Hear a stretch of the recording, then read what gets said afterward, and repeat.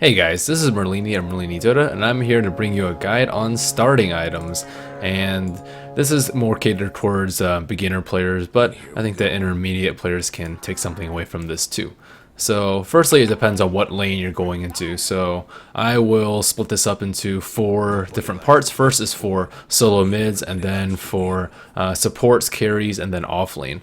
So for your solo mid, you can go this very safe build with circlet branch, tango, and a healing salve. Should be a little bit less than 625 gold. I believe it comes out to 584. This one gives you a lot of stats, a decent amount of damage, and a lot of regen in case you get harassed pretty early out, either by a roaming support or just by a very aggressive player middle, a DD, smoke gangs from a Chen or Challenger, anything like that. This one will prepare you for most situations. You can't really go wrong with this build. Another build that you can do, if you just want a last hit, if I think I'm versus a mag or something, as Gyro or someone like Quap, I'll go a just a very greedy build. I almost have 625 gold, just this, and it's all about last hitting. If you're not good at last hitting, then you shouldn't go with this build. But it gives you +9 damage, especially with a hero like Shadow Fiend. It helps a lot early. But if they play very aggressively on you and they have more regen than you, then you'll lose out with this build, because they'll just trade harass, they'll flask up, you're forced to tango up, and they still have tangos, and then you're kind of on the back burner from there. Another one is the very typical bottle rush.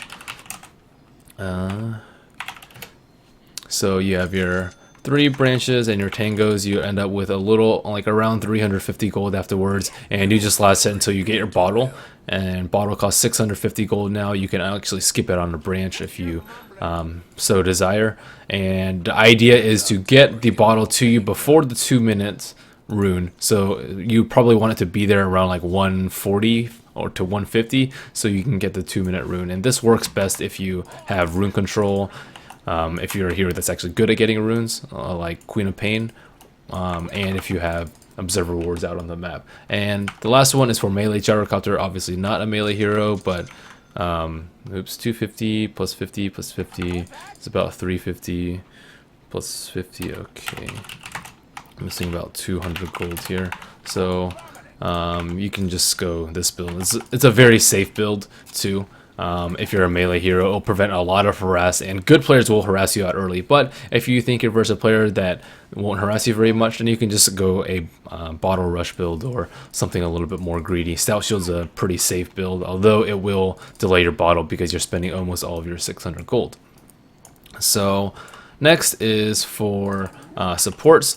You always want to buy a courier on your team, and you also just buy a mix of whatever items: observer ward, lots of regen usually, and then like a clarity. This is very typical starting items. Passive observer ward to someone, you use your courier, give it to someone if they have a one with a cool effect, and then one other support will usually buy sentries and also tango, salve, and then you also pull your teammates a lot. But you should never have like circlets. Those are very cost inefficient given the gold that you start off with, and you don't really want to start off with more than a couple branches. You really need a lot of regen in your lane. And then your first 200 gold to 220, you either want to buy a flying courier at 3 minutes if you're farming really slowly, or maybe a magic stick if you're in the side lane. But generally those are the items that you should aim for before boots, before TP scrolls.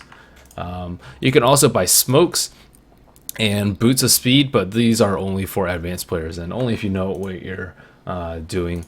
And then safe lane farmer, if I'm gyrocopter, I would usually just go the same build that I did with the circlet branch, tango, salve. It's just a good all-around build. It's good in triple lanes. You can sell your ironwood branch for a magic stick if you so desire. You can still rush Midas with this build. It's a very good one.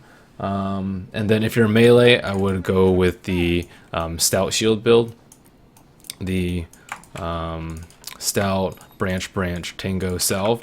And the reason I don't get quelling blade is you can always pick it up in the side shop, but you can't actually pick up regen in the side shop. Well, you can pick up a ring of regen, but with triangle boots being nerfed, you don't really want it all the time. And if you don't end up needing a regen, you just sell it and you just buy a quelling blade. But my tip is always better safe than sorry. You always want to make sure, because they might do a lane that you don't expect. They might have a clockwork that you expect to be off lane and it to be easy, but they might put a mid and then dual lane you on bottom. Then you're like, well, crap, I didn't get enough regen. So always build safely, unless you're very, very confident in what the opponents are going to do. And then last but not least is the off lane, but it's pretty much just the same thing. Like if you're a Darkseer, you can go this build, maybe get like a Soul Ring recipe. If you're Bounty Hunter, you can definitely go this build to Russian Orb of Venom. But this is a pretty safe build for melee, Elder Titan too. And if you're range, sometimes you can get boots first if you're just Windrunner or something like that. I've seen Windrunners get boots first, Bat Riders too. Sometimes if you just need to be able to run away from them and you have good vision. Sometimes you want Observer wards, but for the most part it's the same. You can just go this build too, and it's pretty safe in the off lane as a range hero or a melee hero. Boots and Obs wards are for more advanced players too.